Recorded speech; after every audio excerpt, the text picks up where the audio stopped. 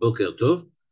Donc ce matin, on va parler de la paracha de Mishpatim et on va pas aller très très loin dans la paracha parce que on va en fait se consacrer au premier verset de la paracha, pas exactement le premier verset, mais le premier paragraphe, on peut dire le premier chapitre de ce verset, de cette paracha, parce que dès le départ, il y a quelque chose qui choque beaucoup de commentateurs et qui est une question que la plupart d'entre eux soulèvent dès le début de leurs commentaires sur la paracha.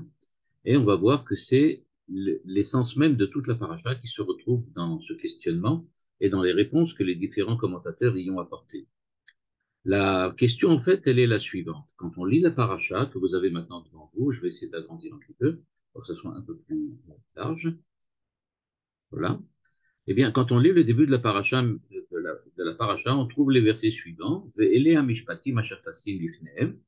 La semaine dernière, paracha Yitro, on a parlé des 10 commandements. Donc maintenant, après les 10 commandements, vient la suite de la Torah, c'est-à-dire que la Torah nous dit maintenant quelles sont les lois que Dieu a données aux enfants d'Israël sur le mont Sinaï. Et quand on commence le déroulé, on peut dire, de ces lois, eh bien, on trouve la chose suivante. Voici les lois que tu vas donner, proposer aux enfants d'Israël. Et ça commence, Kitikne Vedibri, Sheshanim Yavod, Ubashvi Etzel Kochi, etc., etc. Vous avez tous les versets devant vous. C'est-à-dire, quand tu achèteras, tu acquériras un serviteur juif, un esclave juif, il devra te travailler 6 ans, et la 7e année, il doit sortir au moment de la Shemitah, on peut dire d'une certaine façon, hein, sa Shemitah à lui, il doit sortir la 7e année, comme le jour du Shabbat, comme le jour de la Shemitah, etc., etc., avec toutes sortes de lois, s'il était marié, s'il n'était pas marié, etc., etc. Évidemment que la question que tous les commentaires demandent, tous les commentateurs se posent, est la suivante. Pourquoi la Torah commence-t-elle par les lois de l'esclave juif qui véritablement ne représente pas un des fondements de la loi en Israël?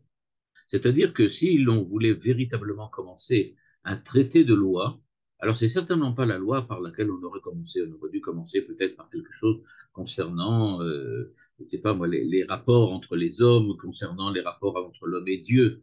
Mais les problèmes d'esclavage très très particuliers, une personne qui a volé et qui a été prise par la police et que maintenant elle doit rembourser ce qu'elle a volé, elle n'a pas de quoi rembourser, donc elle doit vendre son travail pour pouvoir rembourser ses dettes. Donc le fait de devoir rembourser les dettes d'un voleur, c'est pas véritablement le point le plus important de la jurisprudence en Israël. Et donc pourquoi la Torah commence-t-elle par de telles lois? Eh bien, tous les commentateurs presque se sont posé la question, et on va voir maintenant de nombreuses réponses à cette question. Et ce qui est intéressant, c'est que chacun des exégètes essaye de répondre à cette question va nous montrer qu'en fait, il y a quelque chose de véritablement important, fondamental, dans la relation au voleur qui doit maintenant rembourser sa dette, et que cette relation particulière que nous avons avec lui, elle définit en fait qu'est-ce que c'est que la loi, qu'est-ce que c'est que la Torah. On va voir chacun selon ses connotations personnelles. Et donc, on va commencer maintenant, je vais le montrer ici, voilà, par le Ramban Nachmanide. Nachmanide, donc, est un des premiers commentateurs, mais on verra que Rashi, déjà lui aussi en parle, euh, nous dit Ramban, 3 raisons pour lesquelles on commence par l'histoire, on peut dire par le cas très particulier du voleur qui a des dettes. Et il nous dit, Itrila mishpat arishon be'evedaï, donc de ce serviteur juif, mipne, sheyesh beshiluach ha'eved beshana hashvi'it zecher l'tziat mitzrayim aniskar bedibour rishon. C'est-à-dire, nous dit le Ramban, pourquoi commence-t-on par le serviteur juif, par l'esclave juif? Eh bien, parce que on doit libérer cet esclave la 7e année. Et pourquoi doit-on la libérer la 7e année? Nous dit le Ramban, Zecher li'itziat Mitzrayim. C'est-à-dire, de la même manière que nous avons été libérés par Dieu le, le, au bout de 210 ans quand on étions en Égypte, eh bien, de la même façon, on doit nécessairement libérer cet homme la septième année. Donc, la libération d'un serviteur nous rappelle la libération dont nous avons bénéficié après être restés 210 ans en Égypte. Zecher l'Itziat Mitzrayim. Or, dit le Ramban, il se trouve que Zecher l'Itziat Mitzrayim, c'est précisément le premier des 10 commandements. Dans les 10 commandements, il est écrit Anochi Hashem Elokecha, Asher Otzeticha Me'eret Mitzrayim. Donc, pour quelle raison commence-t-on toutes les lois par les lois de l'esclave juif? C'est parce qu'il y a dans ces lois un rappel de la sortie d'Égypte et que le rappel de la sortie d'Égypte, c'est le fondement de toutes les lois en Israël, puisque, nous dit le Ramban, le premier commandement, effectivement, rappelle que notre foi en Dieu prend son origine d'une certaine façon de la sortie d'Égypte. Donc, c'est pas pour rien qu'on commence par le Hévé d'Ivry. C'est parce que ça nous rappelle la sortie d'Égypte. C'est-à-dire que les lois, l'ensemble des lois de la Torah sont toutes sous-tendues par le fait que nous devons à nous rappeler qu'il s'agit d'une libération de la sortie d'Égypte. J'aimerais ici rappeler un enseignement du Rav Ashkenazi Manitou qui disait que il faut faire attention. L'histoire de la sortie d'Égypte, c'est pas simplement l'histoire du peuple juif ou du peuple hébreu qui est sorti à une certaine époque et qui ensuite a reçu la Torah et est rentré en terre d'Israël. Ce qui s'est passé au moment de la sortie d'Égypte est quelque chose de beaucoup plus profond. Parce que, dit le Rav Ashkenazi Manitou, il faut se rappeler que la sortie d'Égypte prouve à l'ensemble de l'humanité qu'il est possible de sortir d'un exil, que l'exil n'est pas une finalité, pardon, que l'exil n'est pas quelque chose de définitif, mais qu'il est possible de sortir d'un exil. Or, l'existence humaine est un exil.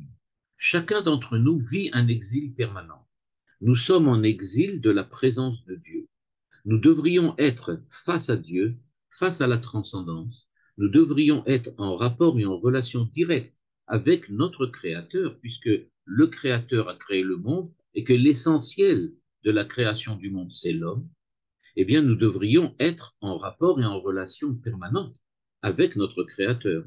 Or, il se trouve, nous dit-il, que précisément dans le 7e jour de la création, c'est-à-dire du processus de la création, c'est-à-dire le Shabbat, Dieu s'est retiré. Et donc nous sommes maintenant en exil, c'est-à-dire que nous ne voyons plus la présence de Dieu et que le monde nous semble être donné.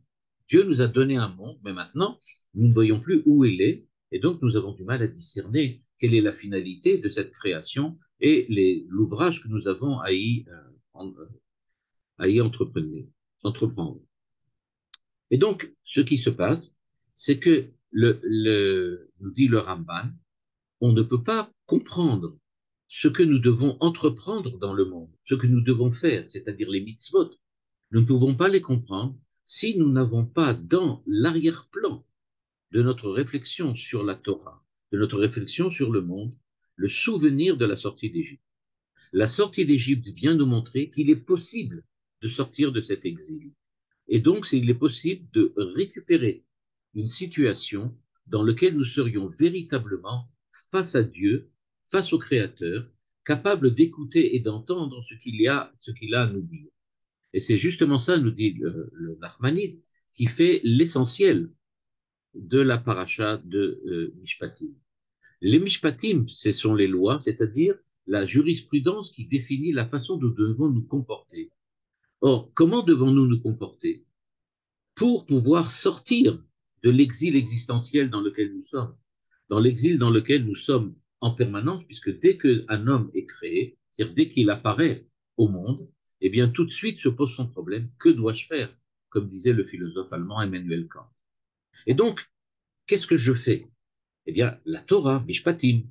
Oui, mais à ce moment-là, ça répond à quelle question? Quel est le questionnement qui se trouve derrière la, la, la réponse que la Torah apporte? C'est le questionnement de Yetziat Mitzrayim, la sortie de l'exil. Eh bien, nous dit le Ramban, c'est ça la raison d'être de toute la Torah en tant que halacha, en tant que mishpatim, chukim ou mishpatim. Et donc, c'est pour cela qu'on commence par les lois du serviteur juif, pas parce que c'est important de savoir exactement ce qui arrive à cet homme qui est endetté, mais parce que il y a dans les halachot de cet homme-là quelque chose qui est le rappel de la sortie d'Égypte. Et donc c'est pour cela que nous avons le devoir de nous rappeler pour comprendre le sens même de la Torah. Et pour pouvoir comprendre le sens même de la Torah, nous avons donc, grâce au rappel de la sortie d'Égypte et par le début des lois de Mishpatim, quelque chose qui nous dit, vous avez la possibilité de sortir de cet exil existentiel, de sortir de l'exil de la vie, alors que beaucoup d'hommes pensent que nous sommes définitivement pris dans un système, dans une structure qui ne nous permettra jamais de dépasser et de nous dépasser la situation dans laquelle nous sommes. Deuxième possibilité, donc, qu'apporte le Rambam. Veyeshba, et en plus, עוד זכר למעשה בראשית כשבת, כי השנה השביעית לעבד שבתון ממלאכת עווניו כיום השביעי. Il nous dit, oui, ça rappelle non seulement la sortie d'Égypte et la sortie de l'exil, mais ça rappelle encore autre chose. Qu'est-ce que ça rappelle? Toujours le fait que l'esclave sort le septième jour. Eh bien, ça nous rappelle que l'homme a été créé en 6 jours et que le septième jour, il a pu prendre du repos. C'est-à-dire, et là nous sommes dans une pensée qui est différente de celle de Manitou. Parce que Manitou nous explique que le Shabbat, c'est le Shabbat de Dieu, pas le Shabbat de l'homme. Or ici, Nachmanide, Ramban, nous dit que ici on parle du Shabbat de l'homme.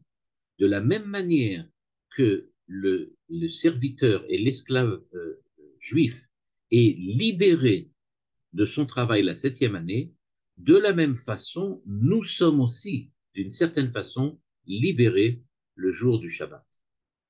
Et donc, nous dit-il, il faut voir donc dans cette relation particulière qu'il y a, pardon, il faut donc voir qu'il existe une relation particulière entre Shabbat et l'esclave. Et donc là maintenant, nous allons devoir nous confronter avec le texte de la Parashat Mishpatim d'une manière différente. Nous sommes, nous dit le Ramban, comme cet esclave juif. Nous sommes des juifs esclaves. Qu'est-ce que ça veut dire que nous sommes des juifs esclaves? Ça veut dire que nous avons le devoir d'œuvrer dans le monde, de faire quelque chose. Ce qu'on appelle les mishpatim, les chukim, les halachot. C'est-à-dire qu'on doit faire, Dieu nous demande de faire quelque chose dans le monde. Nous ne devons pas rester inactifs. Eh bien, cette action, cet agir qui est le nôtre dans le monde, est un agir qui doit donc nous permettre d'arriver au Shabbat. De la même manière que durant les 6 jours de la création, nous avons, on peut dire d'une certaine façon, nous travaillons, arrive le septième jour qui couronne ce que nous avons fait, qui couronne l'ouvrage que nous avons accompli, et grâce à cela, nous méritons d'être le jour du Shabbat, c'est-à-dire d'être comme le jour de la création en présence de Dieu. Donc le jour du Shabbat, dans ce cas-là, dit le Ramban, c'est pas le jour dans lequel Dieu se retire du monde comme y insiste souvent Manitou. Mais ici, il s'agit d'un jour dans lequel l'homme arrête de faire quelque chose. Il doit sortir enfin, comme il nous dit ici le Ramban, Shabbaton mimelechet Adonai. Le jour du Shabbat, nous pouvons enfin, on peut dire, jouir de la présence de la Shekhinah, de la présence de Dieu, et d'être en relation avec le Créateur. Donc, c'est pour cela que nous avons commencé par les lois de cet esclave. Parce que de la même manière que les 6 jours de la création débouchent sur un septième jour qui est le jour de la rencontre entre Dieu et l'homme, Dieu arrête de créer le monde, il a créé le monde le 6e jour, le 7e jour, c'est le lieu de la rencontre. Dieu arrête de créer, Dieu arrête de travailler, et nous-mêmes, Durant toute notre existence, nous allons travailler durant 6 jours, mais le septième, nous pouvons enfin jouir de la présence de Dieu et être en contact avec lui. Zecher le Maaseh Bereshit. Et donc, de la même manière, les mishpatim que nous accomplissons durant toute la semaine, eh bien, en fait, ces mishpatim-là, elles débouchent sur la relation particulière que nous avons avec le Créateur le septième jour, et c'est un peu une espèce de libération, en ce sens que si les 6 jours de la semaine, nous travaillons, nous œuvrons à obtenir un monde meilleur, nous avons Me'en Olam Haba, le jour du Shabbat. C'est-à-dire que nous avons la possibilité de jouir de quelque chose qui ressemble au monde futur, c'est-à-dire au monde de la perfection, au monde de la rencontre et de la relation particulière que nous avons avec le Créateur. Ça, nous avons un peu quelque chose durant le Shabbat, et c'est pour cela que l'on rappelle que le serviteur juif est libéré la septième année parce que, en fin de compte, c'est pas comme dans la première explication, comprendre pourquoi nous pouvons sortir de l'exil, mais c'est pour nous montrer que durant même notre existence, nous allons pouvoir vivre des moments de présence de Dieu durant le Shabbat. Et c'est ce que rappelle, grâce à la sortie de la septième année, ces serviteurs juifs qui étaient endettés et qui s'est donc vendu comme serviteur esclave. Troisième explication, et vous remarquez que tout tourne chez le Ramban, chez Nachmanide, tout tourne autour du chiffre 7, autour du septième jour, de la septième année. Alors il y avait dans la première explication la sortie de l'exil qui correspond donc au fait qu'on libère la septième année. Il y avait ensuite la septième année, la libération de la septième année qui correspond au Shabbat de chacun d'entre nous. Et il continue toujours sur sa lancée dans la même explication. Parce qu'il ne faut pas oublier que c'est vrai que l'esclave juif se libère la septième année. Mais que se passe-t-il s'il refuse de sortir? Le texte aussi nous le dit. Je vous remontre le texte. Ve'im amor yomar, c'est ici que ça se trouve. Voilà. Eh bien, ve'im amor yomar ha'eved ha'afti et adoni et ishti lo etzechofshi. Et donc, s'il veut rester chez son maître, Ve'igisho Adonav el Elohim el adelet olam mitzav, ve'ratza Adonav et tuzo marzav, vavado leolam. Et nous savons que la halacha est que le olam, c'est pas définitivement, il ne reste pas serviteur, esclave définitivement, mais il se libère nécessairement le jour, l'année du Yovel, l'année du jubilé. Et donc, ce que nous dit le Ramban, c'est que il y a une importance à commencer toutes les lois par, par les lois du serviteur juif, parce qu'il y a une troisième dimension de la libération de l'exil, de l'arrêt du travail, comme de la libération de l'exil dans la première explication, de l'arrêt du travail dans la seconde explication qui nous permet de rencontrer, mais en olam haba, le monde futur, pendant notre existence, tous les Shabbats, eh bien, il y a une troisième dimension, c'est celle du Yovel. Puisque l'esclave sortira, qu'il le veuille ou qu'il ne le veuille pas, la septième, durant la 49e année, c'est-à-dire l'année du Yovel, au bout de 7 fois 7, eh bien, ça nous rappelle que quoi qu'il arrivera dans l'histoire, quoi qu'il arrivera dans l'existence, nous dit le Ramban, nous sortirons de l'exil. Nous arriverons en fin de compte à rencontrer le Créateur.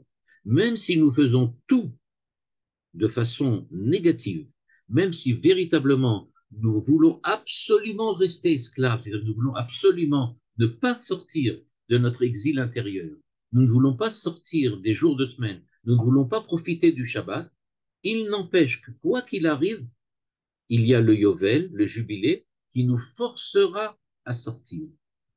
On n'aura pas le choix.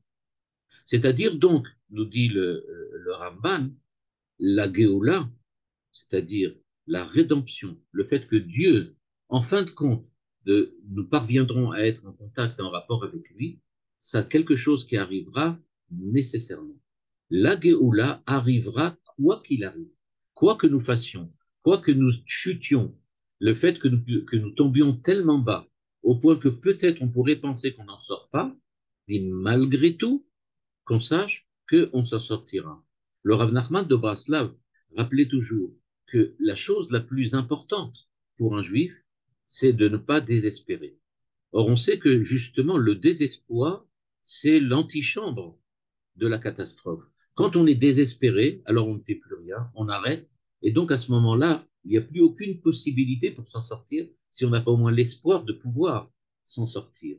Or, nous dit le Ramban, nous apprenons de cet homme endetté que quoi qu'il veuille, quoi qu'il fasse, même si son âme est tellement basse et vile qu'il préfère rester esclave que d'être libre, il sera nécessairement libéré.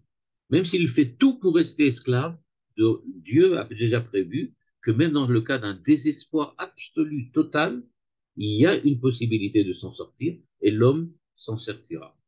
C'est pour ça, dit le Ramban à la ligne 20, Velachen, a mitzvah azot, ראויה להקדים אותה, שהיא נכבדת מאוד, רומזת דברים גדולים במעשה בראשית. C'est-à-dire, nous dit-il, on connaît tous le midrash des Chachamim qui nous disent pourquoi Yom HaShishi, le sixième jour, Yom HaShishi vayikulu hashamayim va'aretz. Le midrash nous dit de quel Yom HaShishi on parle. HaShishi, ça veut dire le sixième jour. Lequel? Eh bien, le Midrash nous dit, le sixième jour, il s'agit du jour où vous avez reçu la Torah. C'est-à-dire que la création du monde se termine le jour où nous avons reçu la Torah. C'est le Midrash de continuer en disant, si vous acceptez ma Torah, à ce moment-là, le monde perdurera, mais si vous la refusez, eh bien, le monde sera définitivement rendu au néant et détruit. Et donc, nous dit le Ramban, pourquoi commence-t-on les halachot, les mishpatim, avec les lois concernant cet esclave juif? Parce que, nous dit-il, il y a Romezet Dvarim Gdolim B'Maaseh Bereshit. Parce que c'est la suite de ce qui est raconté le premier chapitre de Bereshit. Nous attendions le sixième jour, le 6 Sivan, le jour où nous avons reçu la Torah, nous attendions cette Torah pour que le monde ait une raison d'être. Eh bien, nous dit le Ramban, les premières halachot, les premières mishpatim que la Torah nous enseigne, ce sont celles qui nous rappellent précisément ce qui s'est passé le premier jour de la création quand Dieu a créé le monde. Et il nous rappelle Yom HaShishi, c'est-à-dire le sixième jour, toute la création qui a commencé le premier jour débouche sur le sixième jour, et le jour du Yom HaShishi, on nous dit, voilà, on attend maintenant de recevoir la Torah, et c'est pour ça que les halachot concernant le serviteur juif sont celles qui ont été choisies comme premières halachot pour bien nous rappeler, voilà, nous sommes en train de réaliser ce que la promesse qui a été promise le Yom HaShishi, et nous sommes en train de donner la Torah qui permet, selon le Ramban, de sortir de l'exil qui pourrait en fait être la situation de tout homme dans le monde. C'est aussi celui qui nous permet de sortir et d'arriver à rencontrer Dieu le jour du Shabbat. Et c'est le Yovel, c'est-à-dire ce qui nous permet de vaincre le désespoir de l'existence humaine qui pourrait en fait intervenir à chaque fois que l'homme pense qu'il qu'il n'a plus aucune solution et que le monde va en fait à la dérive. C'est pour ça, nous dit le Ramban en terminant, ou le kar irmir ba'anavi meod. C'est pour cela que Yirmiyahu insiste énormément sur la libération des prophètes quand il dit, dans le verset qui est ici écrit à la ligne 23-24, Ani karti berit, Ani karti berit et avotechem, j'ai donc fait une alliance avec vos ancêtres, Miket sheva shanim tishlehu itabdu v'ishet shikrato. Vous devez libérer les, euh, les esclaves juifs que vous avez à votre service. Et donc, ce que l'on voit, c'est que Yirmiyahu insiste de façon très, on peut dire, de façon très paradoxale, sur une loi qui, a priori, n'est pas une loi tellement importante. C'était justement l'objet de notre question au départ. Et précisément, Yirmiyahu dit, j'ai fait une alliance avec vos ancêtres, vous devez libérer les esclaves. Ce qui indique bien que c'est ça l'essentiel de la Torah, en ce sens que c'est ça qui nous permet de comprendre quelle est l'essence de la Avodat Hashem que nous avons à accomplir. Nous devons servir Dieu, mais pas seulement dans quel but, mais selon quelle dimension spirituelle nous devons servir Dieu. Eh bien, selon la dimension du septième jour, c'est-à-dire la dimension du Shabbat, qui se retrouve dans la dimension de la Shemitah, dans la dimension du Yovel. Shabbat, Shemitah, Yovel. C'est exactement ce que nous a indiqué le Ramban. Il y a Shabbat chaque semaine, qui est rappelé dans le serviteur juif. Il y a la Shemitah dans lequel il est libéré, qui nous le rappelle, et le Yovel qui nous dit qu'il sera définitivement libéré, qu'il le veuille ou qu'il ne le veuille pas, quelles que soient les erreurs qu'il a commises. Donc ça, c'est la première explication qui nous montre bien l'importance donc du Éved Ivri par le chiffre 7, c'est-à-dire Shabbat. Shabbat, Shemitah, Yovel. C'est ça l'idée du Rambam. Le Rav Tzvi Yehuda Kook, le fils du Rav Avraham Yitzhak Cohen Kook, donc, avait une interprétation un petit peu différente que nous allons voir maintenant. Il nous dit qu'en fait, il faut regarder maintenant on peut dire comme ça, l'enclenchement de l'ouvrage de l'homme par le serviteur juif d'une façon un petit peu différente et regarder ça d'une manière plus globale et plus générale parce que il y a une petite difficulté dans le commentaire du Rambam que je vous remets devant moi. C'est que on nous parle de toutes les halachot du Éved Ivri, c'est-à-dire tout ce qui concerne la façon dont nous devons nous comporter face à l'esclave, mais le Ramban ne parle en fait que d'une seule chose, de la libération de la septième année. Et que se passe-t-il avec toutes les autres halachot? Pourquoi c'était tellement important de nous dire que quelqu'un qui était évêque d'Ivry, on doit lui donner telle chose, on doit se comporter avec lui de telle manière, si la seule chose qui est véritablement importante aux yeux de la Torah, c'est le fait qu'il ait libéré le septième jour. Si vous regardez les versets, vous verrez qu'on commence par nous dire, il y a écrit, c'est vrai que la première halakha qu'on nous dit, c'est mais il y a quand même tout cela encore. Tout ça, ça parle des lois. Or, ça, le Ramban ne l'explique pas a priori. Il explique le premier verset en nous disant, on commence par le Évêque d'Ivry parce que, dans le premier verset, on veut nous dire qu'il se libère la septième année. C'est ça le plus important. Le reste, c'est moins important. Ici, on va voir le Rav Tzvi Yehuda essaie d'aller un peu plus loin, c'est-à-dire de démontrer qu'il y a aussi un rapport avec ce qui va suivre. Voilà ce qu'il nous dit. Lifne kol sidur ma'alachi achayim bechevra, הדבר הראשון הוא הטיפול בעניין העבדות. קודם כל יש להיות אדם שלם ולא נורמלי, ולא עבד משובד לדבר חיצון. C'est-à-dire, de manière plus globale, nous dit le Rav Tzvi Yehuda Kook, ce qu'il faut faire, c'est comprendre que la Torah commence par les lois de l'esclave juif pour nous indiquer qu'il ne faut pas être un esclave. C'est-à-dire, faites attention de ne pas être un esclave. Et là, maintenant, il rejoint le Ramban, parce qu'il nous dit, faites attention de ne pas être un esclave, il faut se libérer la sixième année, et même si vous ne le voulez pas, on vous libérera le jour du jubilé, le jour du Yovel. Mais donc, il nous dit, on ne peut pas construire une société qui soit une société qui fonctionne dans son rapport et sa relation avec la Torah et avec la volonté divine, si l'homme est esclave par ailleurs. En fait, nous dit le Rav Tzvi Yehuda, on commence par le récit des lois concernant l'esclave juif pour nous dire, vous ne devez pas être un esclave. Le seul esclavagisme, entre guillemets, que l'on peut comprendre, c'est celui qui vous permet d'être en rapport et en relation avec Dieu. Vous devez servir Dieu. C'est ça le but des mishpatim. Donc on commence en vous disant, si vous voulez faire et accomplir les mishpatim, parce que les mishpatim, ce sont des lois qui concernent les hommes entre les hommes, il ne s'agit pas du tout maintenant de parler de la relation de l'homme avec Dieu, mais de l'homme avec l'homme. Mishpat, c'est ce qu'on appelle la jurisprudence, les lois qui concernent la société. Ce que rappelle le Rav Tzvi, c'est qu'en fait, on n'est pas en train de parler maintenant des mishpatim, pardon, des lois religieuses. Les lois religieuses, on les verra dans le livre de Vaïkra.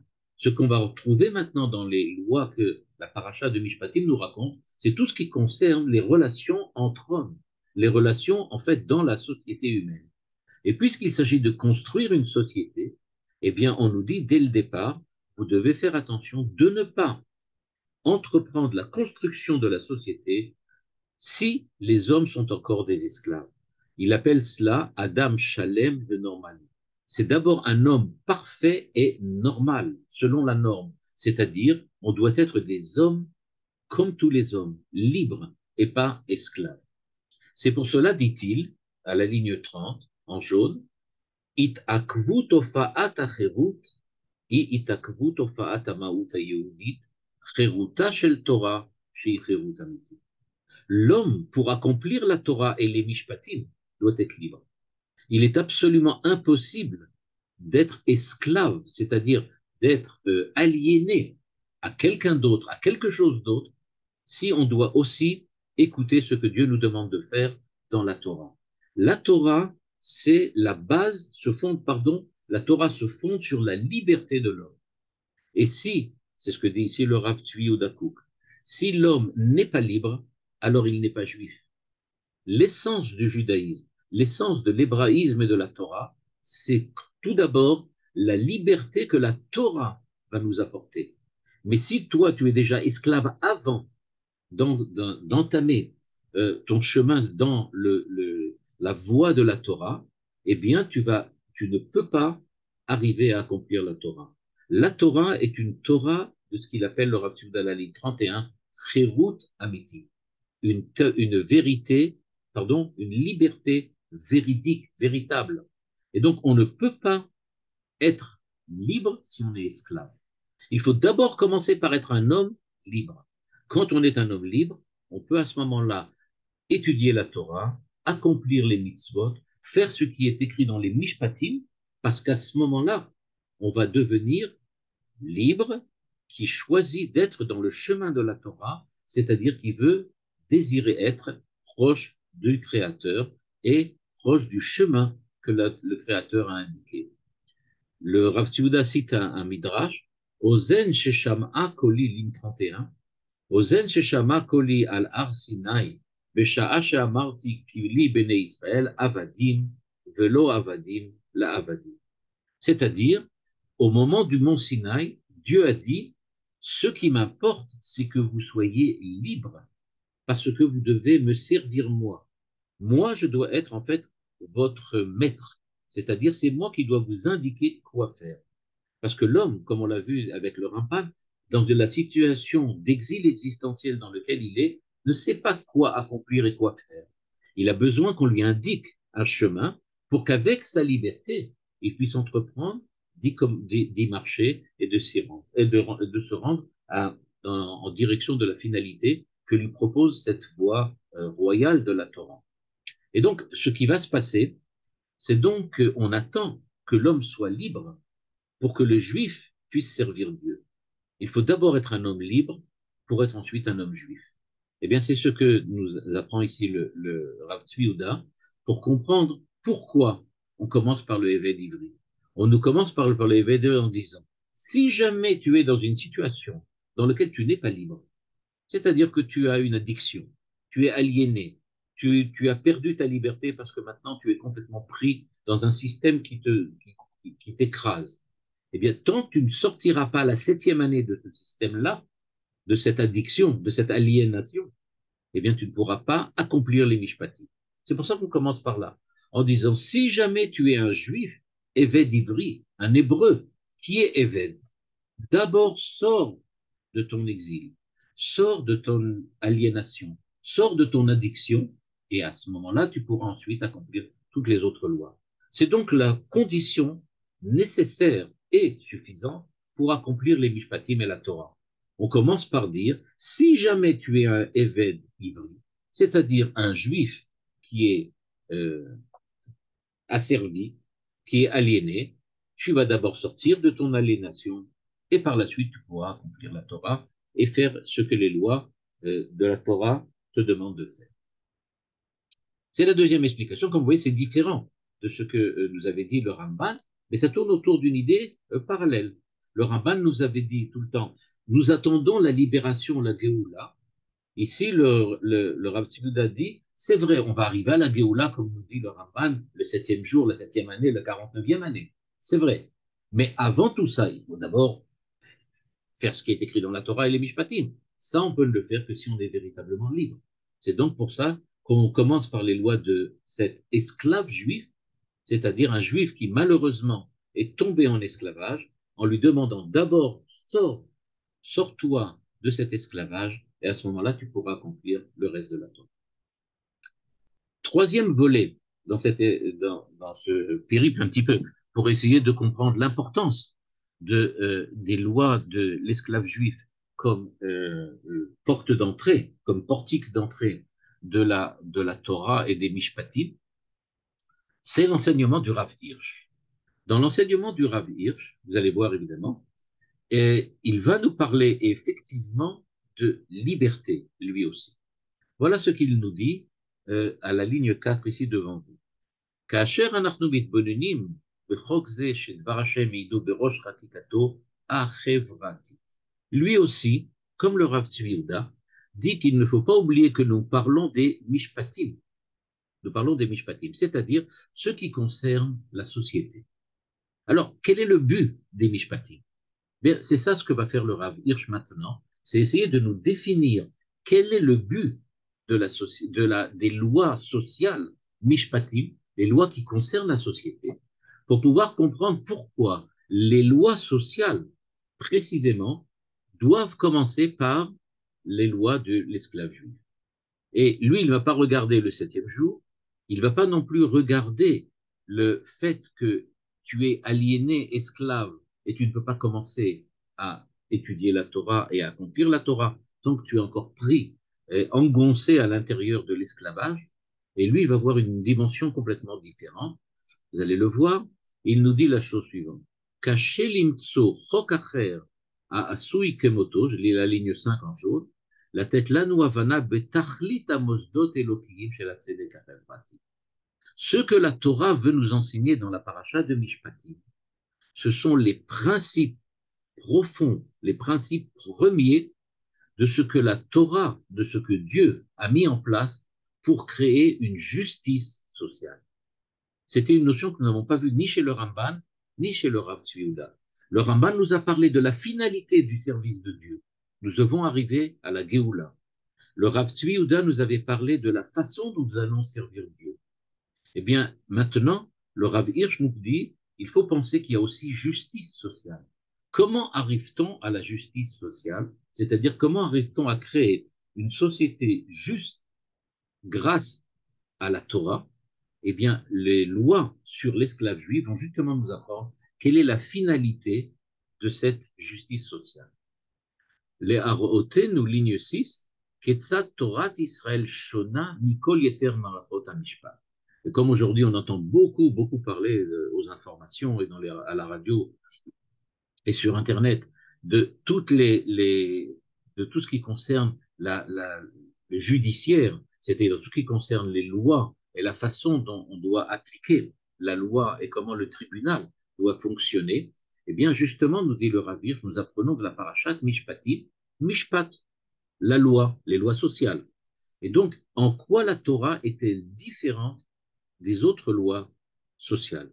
C'est-à-dire en quoi le système judiciaire d'Israël est différent du système judiciaire des nations. Lefanenu, nous dit le Rav Hirsch, ligne 8, que vous voyez maintenant, Lefanenu, dans ce paragraphe, Kan Be'inyan Agana. On parle donc d'un voleur. Amakom, Ayachid, Bo Metila Torah la Adam, Shnilat Cherut Keonesh.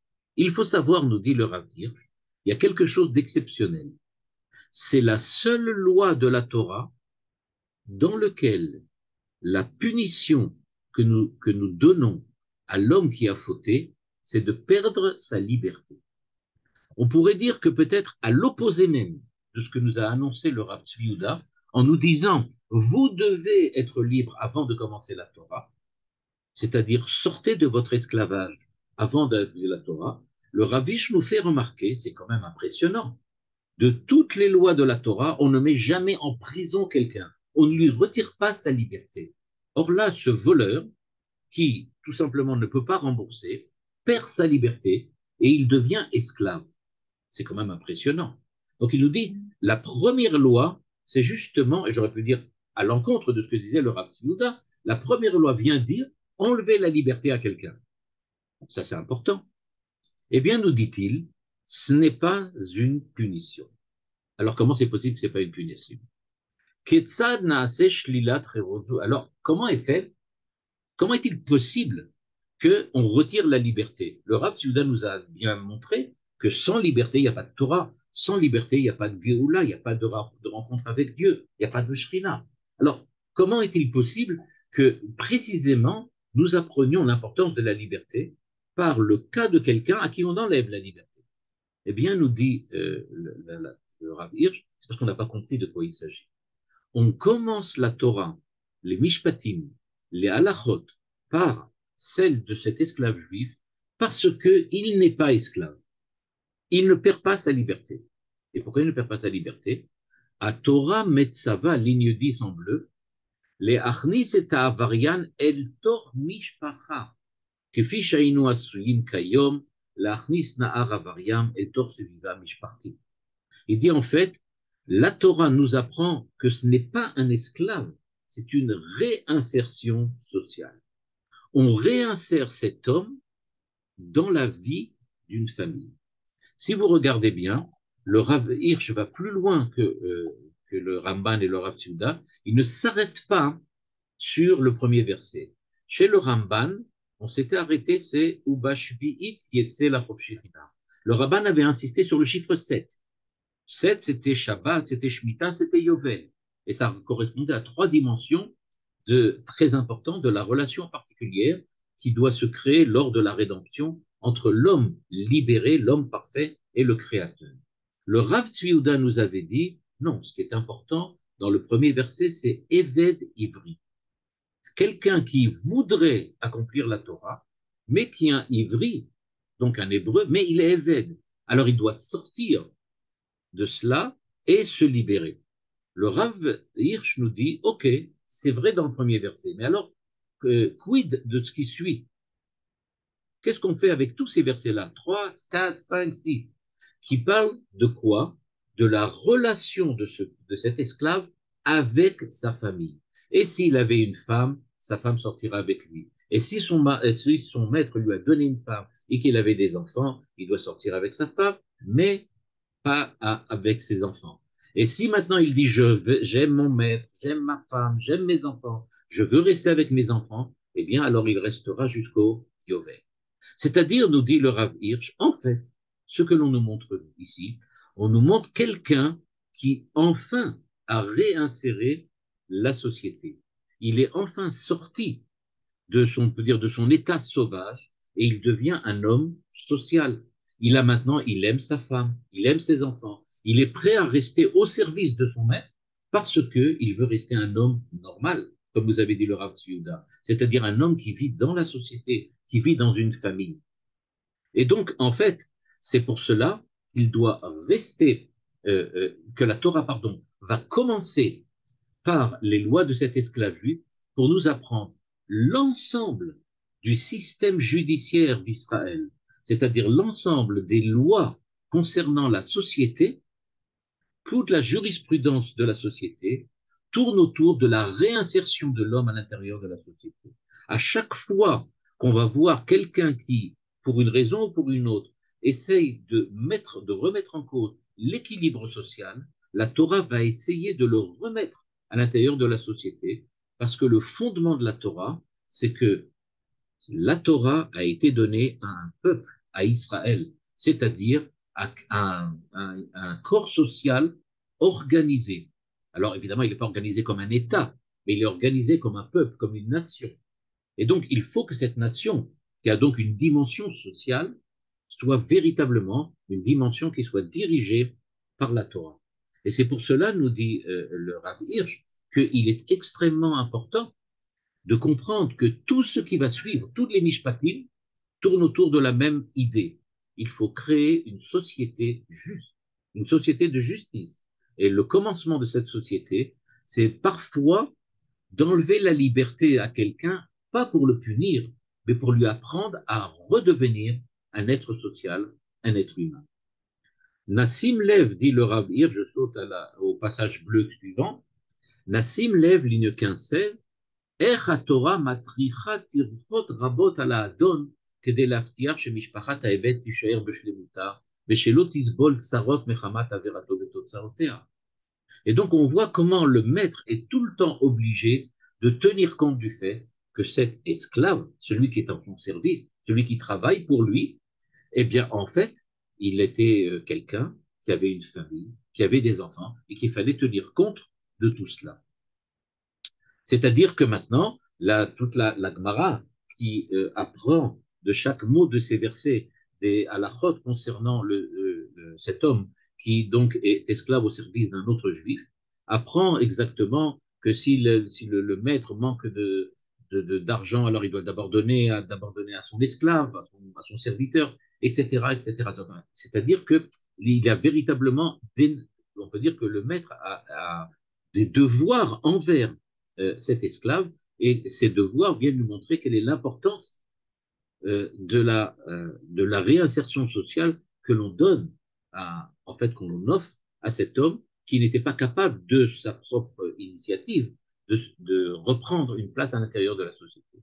En fait, on ne prive pas, dit le Rav Hirsch, cet homme de sa liberté, on le force à réinsérer la société.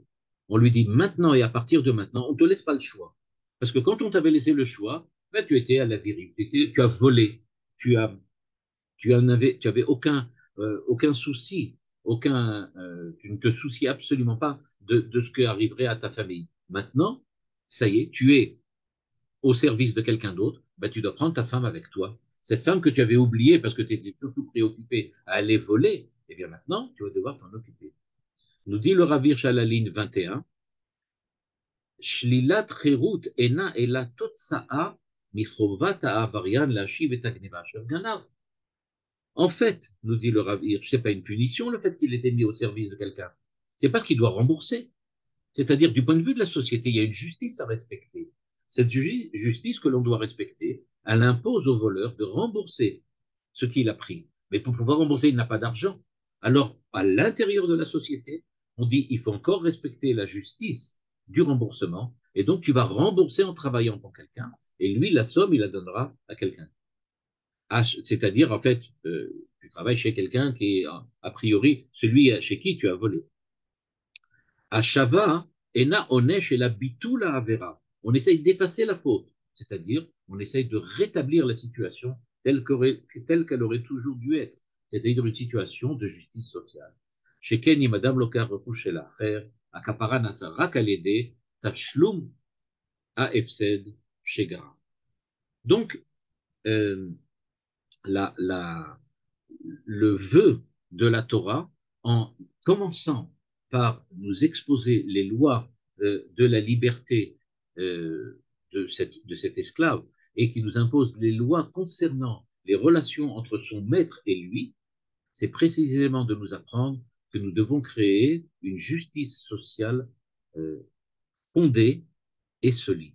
Et donc la solidité, la puissance de la justice sociale doit être telle qu'on est même prêt à prendre un homme et lui enlever momentanément, temporairement, sa liberté pour qu'il apprenne à recouvrer sa liberté de manière naturelle. On lui redonne sa liberté, c'est-à-dire on lui redonne sa place dans la société, on le force à se réintégrer à l'intérieur de la société avec sa justice sociale, en remboursant ce qu'il a volé et en reprenant une place, j'aurais pu dire, respectable à l'intérieur de la société. Pour terminer, comme vous voyez, il y a encore d'autres possibilités. Euh, le, le rabbi de Lubavitch nous dit que, peut-être avant le rabbi de Lubavitch, c'est un peu compliqué, je vais plutôt montrer quelque chose d'un petit peu différent. Rashi, dont j'avais parlé tout à l'heure, Rashi répond de la manière suivante. Il dit Ve'ele amishpatim, asher tasim lifnei. Rashi dit Ve'ele mosif alarishon. Quand on dit mishpatim, c'est-à-dire on vient rajouter quelque chose, le vav, le premier vav, donc apprend quelque chose. Mosif alarishonim, ligne 29, ma mitzvot elu nitnu besina, ga mitzvot nitnu besina.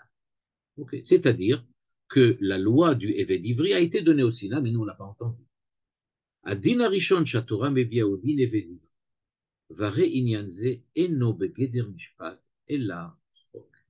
Or, si l'on regarde le verset, qu'est-ce que l'on remarque?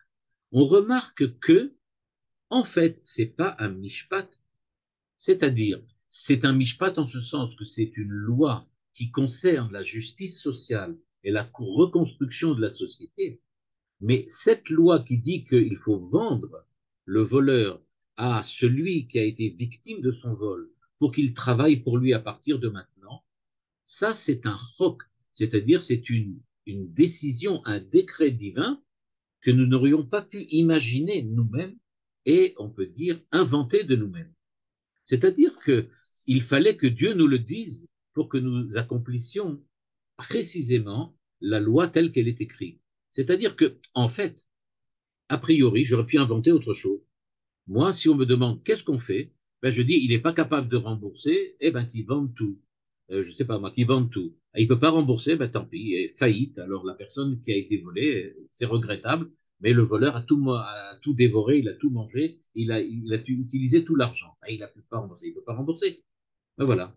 Quand il aura de l'argent, il rembourse. Des choses comme ça. Or, imposer à cet homme de vivre avec sa victime et de vivre au service de sa victime, c'est ce que l'on appelle un chok, c'est-à-dire quelque chose qui est une décision divine, comme le talit ou les tfilines. Moi, je peux pas inventer, j'aurais pas inventé précisément que servir Dieu veut dire mettre les tfilines. C'est Dieu qui a décidé ça comme cela. Et bien là, de la même manière, c'est quelque chose qui, du point de vue de sa définition, n'est pas considéré comme mishpat, c'est-à-dire c'est pas considéré comme quelque chose de logique, de rationnel. Maintenant que la Torah nous l'impose, on trouve une rationalité, rationalité que nous a expliqué le Ramban, que nous a expliqué le Rav Tzviuda et que nous a expliqué le Rav Hirsch. Mais une fois qu'on a compris cette rationalité-là, on aurait pu la comprendre différemment. Le fait même que d'ailleurs, il y ait trois avis différents, le Ramban, le Rav Tzviuda et le Rav Hirsch, ça montre bien qu'il y avait différentes manières de le comprendre. Et donc, on n'aurait pas spécialement choisi cette façon-là. Eh bien, nous dit le Ramban, par exemple, Vechi shalcha bincha lemor, ma edot ve'achukim ve'amishpatim asher tzivanu Elokeinu etrem. C'est-à-dire que, en fait, il y a edot, chukim ou mishpatim. Il y a les mishpatim, ce sont les lois que nous connaissons. Il y a shrukim, les lois que Dieu a décrétées. Et d'autres qui sont d'une manière différente, des lois qui sont différentes. ההסבר הוא שישנו הבדל בין עדות אשר מצוות נקבעו לזכר נפלאות השם. C'est-à-dire, il y a des edot, comme dit le Rav Hirsch, qui disent que qu'est-ce que c'est edot? Edot, c'est des lois zecher l'etiat mitzrayim, zecher les cabanes qu'on avait fait dans le désert, zecher la Torah qui a été donnée, etc. Comme Pessah, Shabbat, Filin ou Mezuzah. Il y a chukim, qui sont les lois dans lesquelles on ne comprend pas, mais que Dieu a imposées, et il y a mishpatim, qui sont les choses que l'on comprend de manière rationnelle. Or, nous dit le pshat de la Torah, les versets de la Torah, quand on les lit, on commence la Torah par Ve'ele amishpatim. En fait, qu'est-ce qui s'est passé, nous dit Rashi? Le mont Sinaï, Dieu nous a parlé. On pourrait croire que les mishpatim, c'est quelque chose de uniquement logique. Eh bien, on commence les mishpatim par un chok, c'est-à-dire quelque chose qui n'est pas rationnel. On ne savait pas, on n'aurait pas pu imaginer que que on forcerait le voleur à rembourser le fruit de son vol en travaillant pour la victime. Non. Asher tziva Hashem Elokeinu etrem. C'est pourquoi il est écrit que aussi bien les Edot, les Chukim et les Mishpatim, toutes en fait viennent d'une décision divine. Et c'est pour cela que dans la Torah, quand nous regardons quelles sont les premières lois, la première loi que la Torah nous apprend dans Mishpatim, qui sont les lois a priori rationnelles que tout le monde comprend, eh bien en fait on nous dit la première loi rationnelle est irrationnelle. Pour bien nous dire, ne croyez pas que ce que vous allez lire maintenant, n'importe qui aurait pu les inventer. Si Dieu ne nous les avait pas révélés, jamais nous aurions pu tout inventer. La meilleure preuve, la première des lois, elle-même, est un chok. Et c'est par elle que nous commençons. Et donc, pour résumer, nous avons donc vu, je veux dire, 4 manières d'essayer de comprendre pourquoi la Torah commence par les lois du serviteur juif. La première, qui a été la dernière, c'est de dire, en fait, cette première loi, ce n'est pas une mishpat, ce n'est pas une loi véritablement rationnelle. C'est quelque chose que nous n'aurions pas pu comprendre. C'est Dieu qui l'a donné pour bien nous indiquer que ne croyez pas que les choses rationnelles sont seulement rationnelles. Il y a aussi besoin d'une intervention divine. Nous avons vu le Ramban qui s'était appuyé sur le premier verset concernant l'esclave juif, qui parle de la libération au bout de 7 ans, pour nous dire que 7 ans, ça vient nous rappeler évidemment la sortie d'Égypte, qui a été rappelée dans le premier commandement. Ça vient nous rappeler la création du monde. Ça vient nous rappeler le jubilé, pour nous dire que quoi qu'il arrive, l'homme sortira de l'exil intérieur dans lequel il se trouve et que quoi qu'il arrive, Dieu va nous libérer. Ensuite, nous avons vu le Rav Tzvi Yehuda qui avait dit, avant de commencer à étudier les lois de la Torah, Eved Ivri, un juif qui est Eved, qui est dans un état d'esclave, qui est dans un état d'aliénation, doit d'abord se libérer. Et grâce à la Shemitah et au Yovel, il va se libérer le 7e jour, le 7e année, où il se libérera de toutes les façons le jour du jubilé, l'année du jubilé. Mais quoi qu'il arrive, il doit d'abord se libérer avant d'entamer une vie de Torah. Le Rav Hirsch nous avait dit, il faut faire attention. Le but de la Torah, ce n'est pas de donner des lois qui mettent simplement de l'ordre. C'est des lois qui doivent créer une justice sociale. C'est pour cela qu'on commence par nous enseigner que la première loi qui impose à l'homme de perdre sa liberté, c'est précisément pas une perte de liberté, mais c'est une reconstruction de la liberté dans le cadre d'une société juste, et c'est la justice sociale qui doit être véritablement le but et de la Parashat Mishpatim et de toutes les lois qui la concernent.